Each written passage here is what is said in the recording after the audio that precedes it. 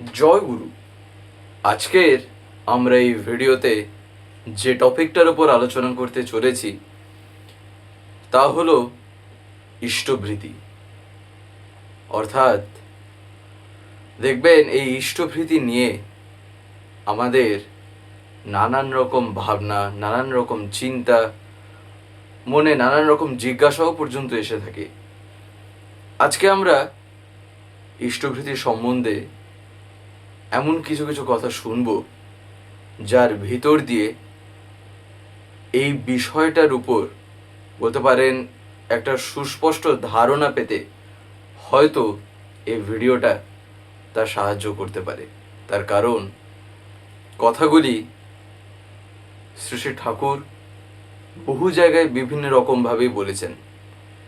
তারই ভিতর থেকে আমরা তারই বলা কিছু কিছু কথা এই আলোচনার মাধ্যমে আজকে শুনব, এবং প্রসঙ্গ অনুসারে যদি কোথাও আসে তাহলে তো আপনারা অবশ্যই পরম পূজদ শ্রী শ্রী আচার্যদেব ও পূজদ অবিন্দার কথাও সেখানে শুনতে পারবেন।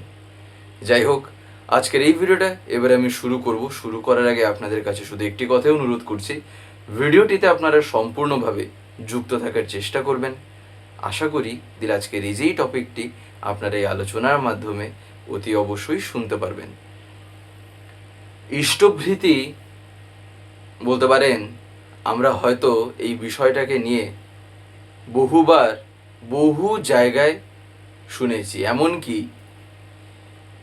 আপনারা যারা যারা এই ভিডিওগুলি দেখে থাকেন, যারা যারা রোজ দেখে থাকেন, বা যারা যদি ভিডিওর সিকোয়েন্সগুলো যদি একটু ফলো করে থাকেন, তাহলে দেখবেন ইষ্টভৃতি নিয়েও অনেকবারই বিভিন্ন কথা অলরেডি বিভিন্ন রকমভাবে তা আপলোড করা আছে। কথাটা হলো তারা আবার আজকেও কেন? তার কারণ পরমপিতার কথা না, একটা বিষয় 100 বারও যদি বলা হয় যেন মনে হয় ওই কথাটা বাদ থেকে গেছে, ওই কথাটা ওই রকমভাবে বলা হয়নি, ওই কথাটা হয়তো ওইখানে অতটুকুই বলা হয়েছে, কিন্তু তার সাথে আরও কিছু জুড়ে বললে জিনিসটা বুঝতে আরও সুবিধে হয়। যার ফলে তার দিয়ে থাকা যে বিধান, তিনি যা দিয়েছেন, তিনি যা বলেছেন, সেগুলির সম্বন্ধে হাজারো বারও যদি শুনি না, যেন প্রত্যেকটা বারই দেখবেন কিছু নতুন বলে মনে হয়। কথাটা এই কারণে বলা, একবার শ্রী শ্রী ঠাকুরের কাছে একটা বিষয় নিয়ে একজন কিছু নিবেদন করছেন। তখন আশেপাশে যারা বসে থাকেন স্বভাবতই তারা আছেন, তাদের মধ্যে থেকে কয়েকজন, তাদের ভিতর থেকে একজন ঠাকুরকে বলছেন, ঠাকুরকে জিজ্ঞাসা করছেন, ঠাকুর আপনি তো এই বিষয়ে কতবার বলেছেন, তাহলে আবারও আপনি সেই একই কথা আবার আপনি কেন বলছেন? শ্রী ঠাকুর তখন শুনে বলছেন, আমি এই কারণেই এতবার বলি যাতে শুনে শুনে শুনে শুনে তা মগজে তার যাতে একেবারে একটা ছাপ পড়ে যায়, এমন ভাবে যেন মাথায় নিজের মস্তিষ্কে যাতে গেঁথে যায়। এই কথাটা এতবার শোনার ভিতর দিয়ে যেন এইটা অন্তত আমরা জীবনে বুঝে যাই যে এটা এমনই একটা জিনিস যেটা বাদ দিলে কিন্তু চলবে না, এটা এমনই একটা জিনিস যেটা জীবনের জন্য খুবই গুরুত্বপূর্ণ। তখন এইটা কি হয়, মানুষ বুঝতে পারে। যার ফলে আমি একটা কথাকেও এতবার করে বলি। দেখবেন আমরা আরও একটা জিনিস দেখে থাকি, এই যেমনই ইষ্টভৃতি নিয়ে বিভিন্ন বই যে আছে, অনেক বই তো আছে ঠাকুরের, আমরা যদি তাতেও শুধু যদি একটু সূচিপত্রটাই যদি বের করে নিই না, সেখানে ম্যাক্সিমাম বইতেই ইষ্টভৃতি লেখা পাবেন, মানে পাওয়া যাবেই যাবে ম্যাক্সিমাম বইতেই। ঠাকুরের বিশেষ করে যেমন আলোচনা প্রসঙ্গে ম্যাক্সিমাম বইতেই সূচিপত্র খুলে ইষ্টভৃতি একটা পেজে কোথাও না কোথাও তো কিছু না কিছু ঠাকুরের বলা কিছু কথা থাকবে। তাহলে এতবার কেন বললেন তিনি? এবারে ইষ্টভৃতির গুরুত্বটা কি? ইষ্টভৃতির জীবনে প্রয়োজনীয়তাটা কোথায়? কেনই বা করবো ইষ্টভৃতি? এবারে সেটা যারা করে তারা তো বুঝতে পারে, যার ফলে হাজারবার পড়ার পরেও তার পরের বারও আগ্রহ নিয়েই পড়ে থাকে। হাজারবার শোনার পরেও তার পরের বারও শোনার আগ্রহটা এই কারণেই থাকে, তার কারণ আমি সেই জিনিসটা সম্বন্ধে যতটুকু আমার কুলায় যেন আমি তা শুনে নিই, তা জেনে নিই। যেটা আমার চোখের সামনে আসছে, যেটা আমার শোনার জন্য বলতে পারেন সেরকম একটা সুবিধা পেয়েছি, তাহলে আমি কেন সেটাকে ফেলে দেবো? কেন আমি সেটাকে ছেড়ে দেবো? জেনে রাখতে আপত্তিটাই বা কোথায়? যার ফলে ঠাকুর এতবার করে এত কথা বলতেন। আবারও ঠাকুর আরেকটা জায়গাতেও একটা কথা বলছেন। সেখানে ঠাকুর বলছেন যে পরম পিতার কথা কখন কেমন ভাবে যে বেরোয় না, তার কোনো ঠিক নেই। ঠিক এই কারণেই ইষ্টভৃতি নিয়ে আজকেও আমরা তাই এই কারণে শুনছি। তার কারণ হয়তো এর আগে আমরা অনেকবারই শুনেছি ঠিকই, কিন্তু আলোচনা একটা এমন জিনিস না, বিশেষ করে যাজন, এই যাজন একটা এমন জিনিস, কখন কোন জিনিসটা মাথায় যে ফট করে আসে, বিশেষ করে একটা প্রসঙ্গ চলছে, কখন কোন কথাটা মাইন্ডে এলো, সেই অনুসারে দেখবেন পরমপিতার রাস ঠেলে না সেগুলি বের করিয়ে দেন। যার ফলে একটা বিষয়কে এর আগে আমি যেরকম আঙ্গিকে শুনেছিলাম, হয়তো দ্বিতীয়বার শুনছি আরও কিছু নতুন পেয়ে গেলাম, আরও কিছু নতুন জিনিস তার সাথে অ্যাডিশনে হয়তো পেয়ে গেলাম, আরও শোনার ভিতর দিয়ে আরও এমন কিছু জানলাম যা হয়তো তার আগেরটার মধ্যে আমি শুনিনি। এই কারণেই, যার ফলে এই যে ইষ্টভৃতিও ঠাকুর দেখবেন আমরা একটা জায়গায় সবাই হয়তো একটা কমনলি একটা জিনিস হয়তো পেয়ে থাকতে পারি, যেখানে ঠাকুর ইঞ্জিনিয়ার একটা কথা বলেছেন, ইষ্টভৃতি মানে ছিল ইষ্টের ভরণ পোষণ, তাই না? অর্থাৎ মঙ্গলের ভরণ পোষণ। ইষ্ট মানে মঙ্গল, ভৃতি মানে ভরণ। এবার এই জিনিসটা হয়তো আমরা প্রায়ই শুনে শুনে আসছি, কিন্তু তাহলে নতুন জিনিসটাই বা কি?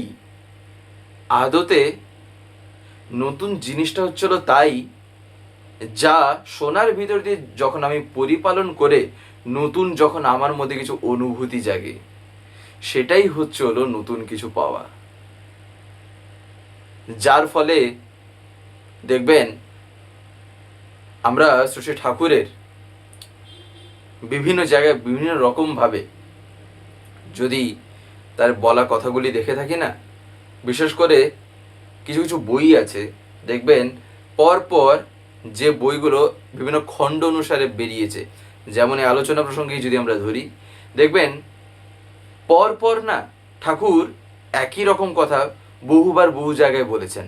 হয়তো আলোচনা প্রসঙ্গের প্রথম খণ্ডে তার যা বলেছেন অনেকটা সিমিলার কথা কাছাকাছি পাওয়া যায় হয়তো দ্বিতীয় খণ্ডে, দ্বিতীয়টার সাথে তৃতীয়, তৃতীয়র সাথে চতুর্থ, এইরকম একটু সিমিলারিটি এমন পাওয়া যাবে ঠাকুর ওই কথাই বলছেন, আবার সেই কথা এখানেও বলছেন। কেন?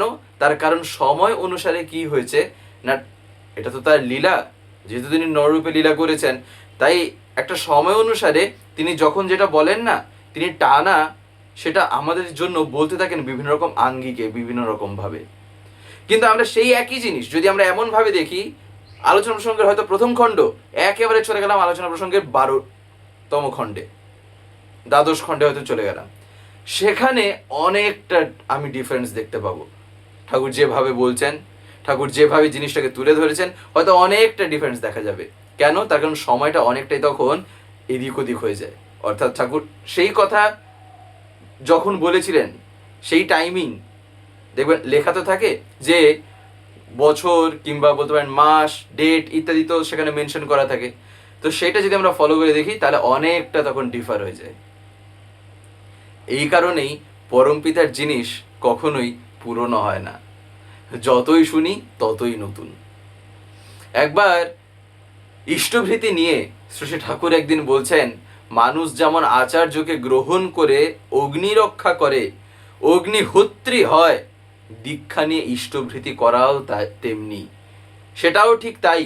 তাই ওইটাই আমাদের হচ্ছিল অগ্নিহোত্র, ওইটা ভঙ্গ হলে অগ্নি ত্যাগ হয়ে যায়।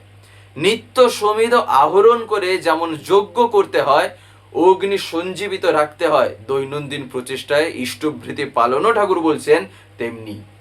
তাই ইষ্টভৃতি করার ভিতর দিয়ে হয়টা কি আদতে? দেখবেন ইষ্টভৃতি নিয়ে তো আমরা এত কথা তো শুনেছি, কিন্তু ইষ্টভৃতি আমরা ম্যাক্সিমাম টাইম কি শুনে থাকি? ইষ্টভৃতি কিভাবে হয়তো করতে হয়, ইষ্টভৃতি করলে কি ফল পাবো, ইষ্টভৃতি ভঙ্গ হলে কি হয়, ইষ্টভৃতি না করলে কি হয়, এইরকম সিমিলার কিছু কিছু আমরা কথা শুনে থাকি ম্যাক্সিমাম টাইমই। যদিও হয়তো সববারই যে একই রকম কথা আলোচনার ভিতরে আসে তাও না, কিন্তু একটা কথা কি আমি জানি, ইষ্টভৃতি যে শুধু টাকারই গল্প নয়। তার কারণটা কি? কারণটা হলো আমাদের জীবন যদি কোথাও কেন্দ্রায়িত হয় না, জীবনটা তখন কি হয়, খুবই সহজে, খুবই বলতে পারেন সুন্দরভাবে জীবনটা তখন কাটতে থাকে, জীবনটা তখন এগোতে থাকে। মানুষের জীবনে সে কাউকে না কাউকে, তার বড় কাউকে না কাউকেই কিন্তু সে ফলো করার চেষ্টা করেই। আমি কারোর না কারোর থেকে আমি কিছু না কিছু শিক্ষা পাই, কাউকে না কাউকে আমি জীবনে দেখবেন কোথাও না কোথাও কিন্তু ফলো করছি, করিনি? যদি আমরা ভাবি দেখবেন অনেক জায়গাতেই আমরা পাবো আমার ওর ওই জিনিসটা ভাল লাগে, এবারে আমি ওই জিনিসটা ওর কাছ থেকে শিখছি, আমার ওই জিনিসটা ওটার পছন্দ, তাই আমি সেই জিনিসটা ফলো করছি। ঠাকুর বলছেন তাহলে আলটিমেটলি তুমি কোথাও না কোথাও কিন্তু কেন্দ্রায়িত হচ্ছ। তাই সম্পূর্ণ জীবনটাকে যদি তুমি সুকেন্দ্রিক করে না তোলো, তাহলে সেক্ষেত্রে তোমার জীবনটা কোথাও গিয়ে যে টিকে থাকবে তা হবে কি করে? তাই ইষ্টভৃতি মানুষকে কনসেন্ট্রিক করে তোলে, আর কনসেন্ট্রিক হলে মানুষ তখন কি হয়, অ্যাডজাস্টেড হয়। এই যে ইষ্টভৃতি মানুষকে যে সুকেন্দ্রিক করে তোলে, এই একটা কথাকে অনেক রকম আঙ্গিকেই দেখা যেতে পারে। যেমন ইষ্টভৃতি দেখবেন আমাদের কখন করতে বলা হয়ে থাকে, আমরা সাধারণত যখন করে থাকি একদম সহজভাবে বললে, আমরা যখন সকালে প্রার্থনা করি ঠিক তার আগেই একটা সময় আমরা তখন করি। এবারে সেই যে করাটা আরও একটা ভাবে বলা যায় কি, ঘুম থেকে ওঠার পরে করি। এবারে এই যে ইষ্টভৃতি যে করি, মগজে একটা জিনিস আমাদের ঘোরে না, যাদের দেখবেন অভ্যাসে যে জিনিসটা আছে, অভ্যাস অর্থে করতে করতে করতে করতে সেই জিনিসটার প্রতি এমন একটা টান চলে এসছে, যেখানে হয়তো দেখা গেল ফট করে ঘুম থেকে উঠেছি, জল তেষ্টা লাগছে, জলটা খেতে যাচ্ছি, সঙ্গে সঙ্গে তাকিয়ে দিলাম ঘড়ির দিকে, কটা বাজে, ইষ্টভৃতি করার উপযুক্ত সময় হয়ে এসছে, মানে টাইমটা কি হয়ে এসছে, তাহলে ইষ্টভৃতিটা আগে করে নিই, আগে ইষ্টভৃতিটা করে নিয়েই তারপরে জলটা খাবো। এই যে একটা বলতে পারেন নিজের চেতনার মধ্যে একটা কাজ করছে একটা জিনিস, যেটা কি তাকে সব সময় কোথাও না কোথাও লাগিয়ে রেখেছে তার মনটাকে, যার ফলে কি হয়, মানুষ সুকেন্দ্রিক এমনি তখন হচ্ছে। কেন হচ্ছে? তার কারণ তার মন সব সময় কোনো একটা পয়েন্টে গিয়ে লেগে আছে। এখানে তার জীবনের পয়েন্টটা কি? এখানে তার জীবনে আসল কেন্দ্রই হচ্ছেন ঠাকুর।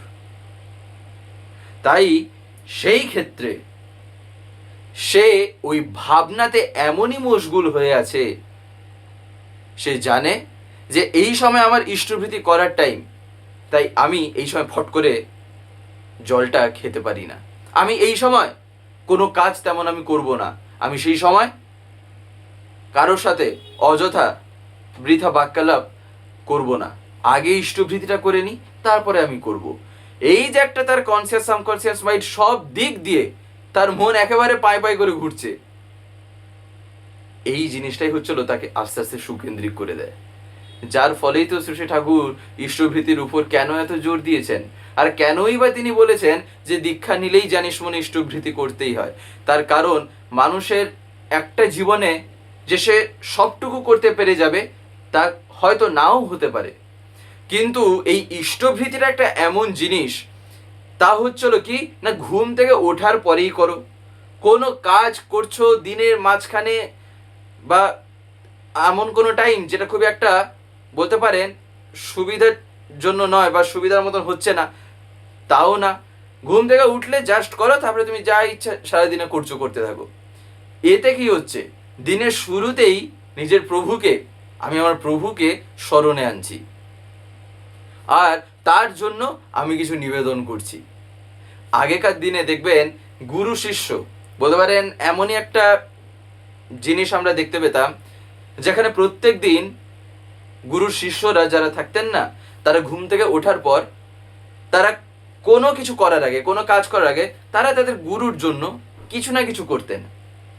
হয়তো যারা গুরুকুলে থেকে যারা শিষ্যরা আছেন, যারা হয়তো ওখানে তার গুরুর সান্নিধ্যে থেকে কোনো কিছু আহরণ করছেন, জ্ঞানার্জন হচ্ছে তাদের, বা যাই হোক না কেন, তারা কি করতেন, হয়তো সকালবেলা উঠলেন, তার গুরুর জন্য তিনি কিছু না কিছু নিয়ে আসতেন। হয়তো গুরুর জন্য কেউ জল নিয়ে এলো, সারাদিন জল লাগবে, আরেকজন গেল বালতি নিয়ে, কোথা থেকে হয়তো জল নিয়ে আসবে।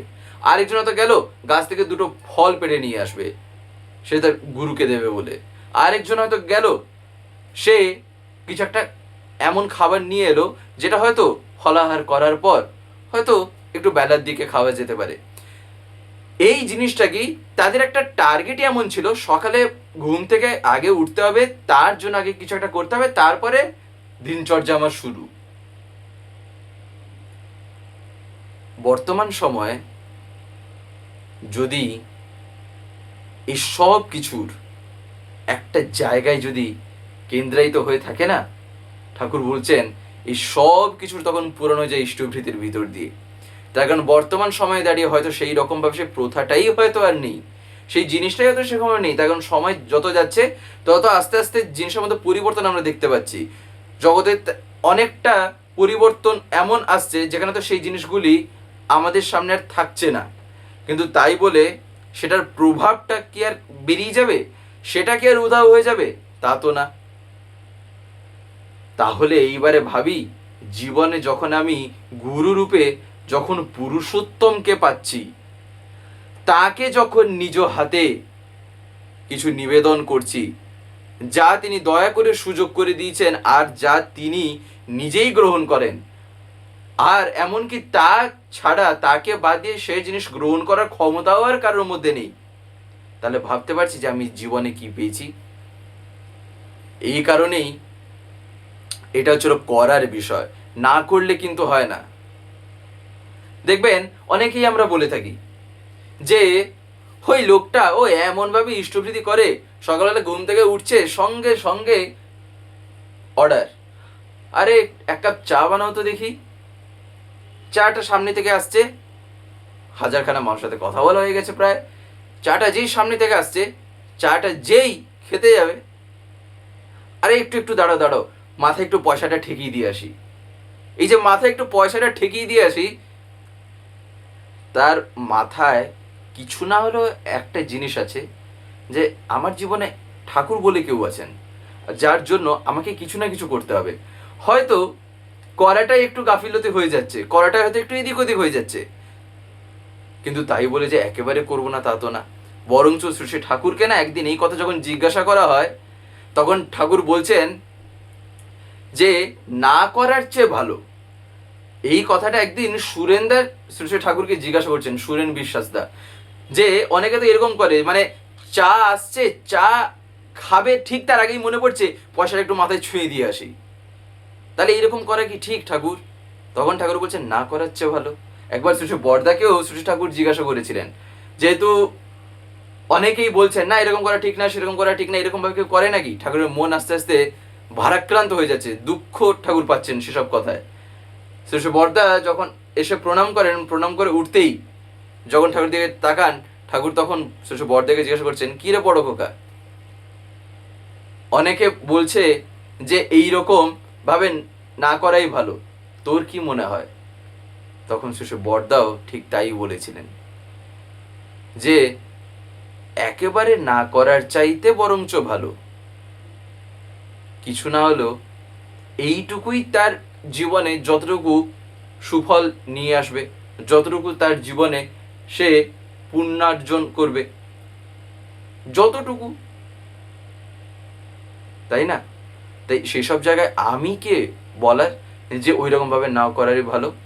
সেটা তার ব্যাপার যে করছে, আর তার প্রভুর ব্যাপার, সে তার প্রভুকে জীবনে রেখেছে যেমন ভাবে। সেখানে আমি কেন ইনস্ট্রাকশন দিতে যাব যে ওইরকম ভাবে করাটা ঠিক না, ওইরকম ভাবে করাটা ঠিক? বরঞ্চ যদি সেই রকম বলতে গিয়ে উল্টা সব বন্ধই করে দেয়, তাহলে সেক্ষেত্রে সেটার ভাগিদারটা হলোটাকে।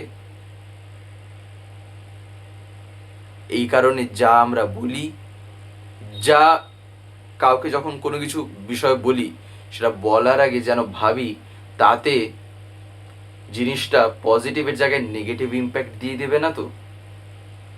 চেষ্টা করতে হয় সেরকমভাবে ভেবেই বলার জন্য। তার কারণ যাজন একটা এমন জিনিস, শ্রী ঠাকুর বলছেন যাজনের মতন না টনিক আর কিছু নেই। যাজন একটা এমন টনিক, তাই এইসব ক্ষেত্রে খুবই লক্ষ্য রাখা দরকার। যাই হোক, আজকের এই ভিডিওটা এবারে আমি এখানেই শেষ করবো। শেষ করার আপনাদের কাছে একটি কথা বলবো, যদি আজকের এই ভিডিওটি আপনাদের ভালো লেগে থাকে তাহলে একটি লাইক করে দেবেন, সবার ভিতরে শেয়ার করে দেবেন, কেমন লাগলো নিচে একটি কমেন্টে লিখে জানাবেন। আর যদি চ্যানেলটিকে এখনো সাবস্ক্রাইব করে না থাকেন তাহলে অতি অবশ্যই চ্যানেলটিকে সাবস্ক্রাইব করে পাশে বেল আইকন প্রেস করে অল করে রাখতে একেবারেই ভুলবেন না। আর এরকম বিভিন্ন নতুন এবং ইন্টারেস্টিং ভিডিও সবার আগে পাওয়ার জন্য জয় গুরু, বন্দে পুরুষোত্তম।